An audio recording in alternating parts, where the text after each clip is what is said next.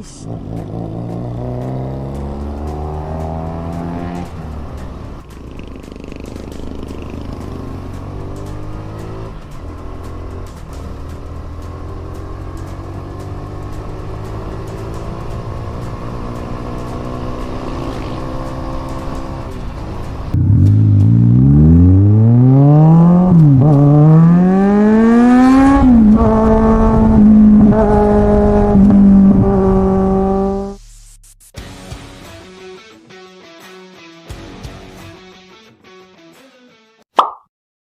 Yung sa mga unang design ng XRM, kung i-compare mo siya sa ngayon, yung kanyang design talaga, yung dito niya na design, kahit na yung design niya dito sa kanyang likuran, no?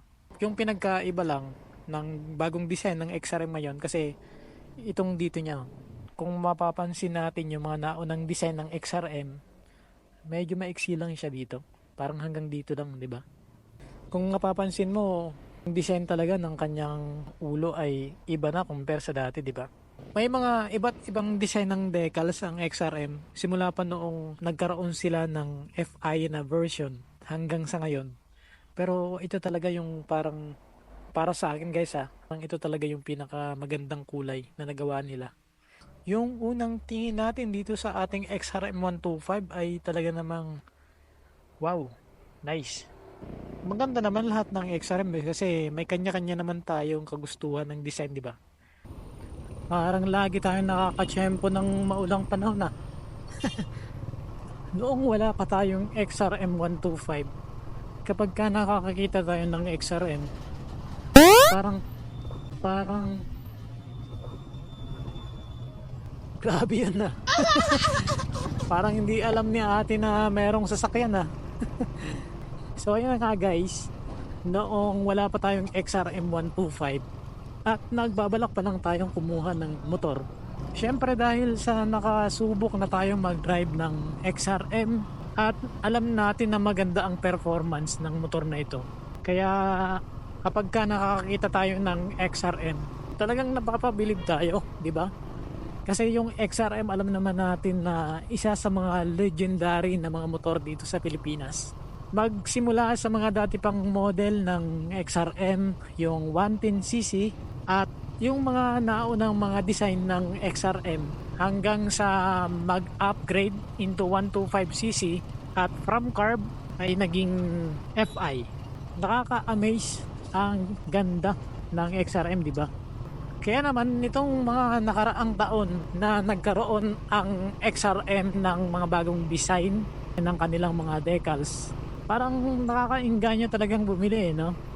Kasi hindi lang yung decals niya ang maganda, kundi dahil siya ay FI na. Kasi yung karamihan ngayon, alam natin na mga FI na. Yung design ng XRM ngayon, compare sa dati, halos hindi naman nagkakalayo, di ba?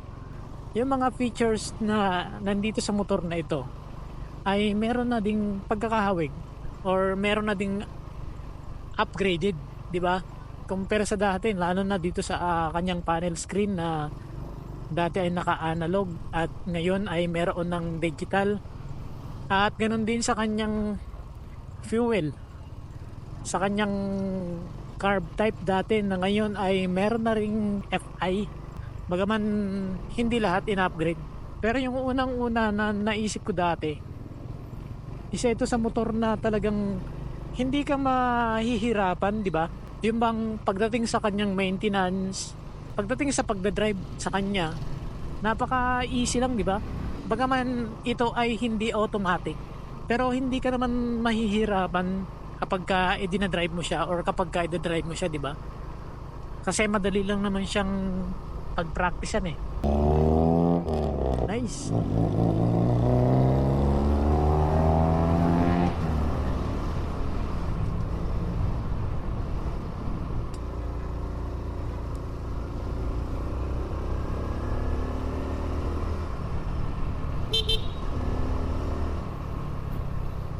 At isa pa sa napakaganda dito na talagang mapapabilib ka talaga, napakagaan niyang gamitin, napakagaan niyang i-drive.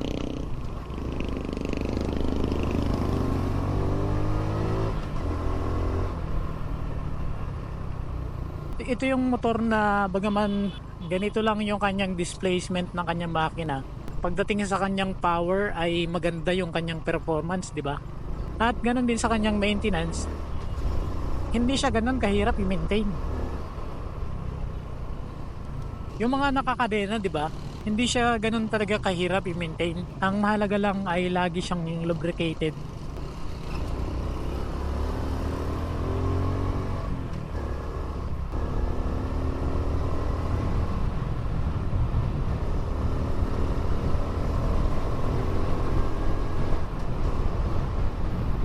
Kayo guys, ano ba ang masasabi nyo sa inyong XRM?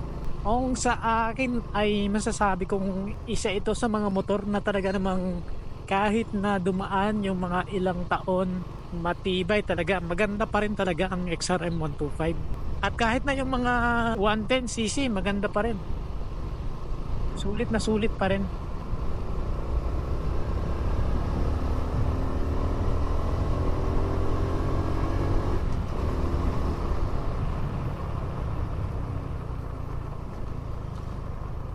At yung kanyang maintenance, yun yung pinaka-importante, di ba? Na hindi siya ganun talaga ka mahal. Kung sa pang daily, pang deliver, or kahit na sa pang long ride, pang bundok, or kahit na pang ganitong mga kapatagan, yung XRM 125 ay talagang masusolve ka talaga, no? Kasi kahit sa anumang klaseng road condition, magagamit mo siya. Yun nga lang, kapag yung mga gulong ay katulad nitong sa motard, syempre kung i-compare mo siya sa naka DS and DSX, pagdating sa mga rough road, medyo maganda yung naka DS and DSX, di ba? Compare naman sa naka motard na talagang yung design niya ay para sa mga pang on road lang or sa mga ganitong mga simentado. Bagaman pwede naman itong gamitin sa mga kahit na sa mga off-road, pero mas maganda talagang gamitin ito sa mga ganito kasi unang-una na magaan siya.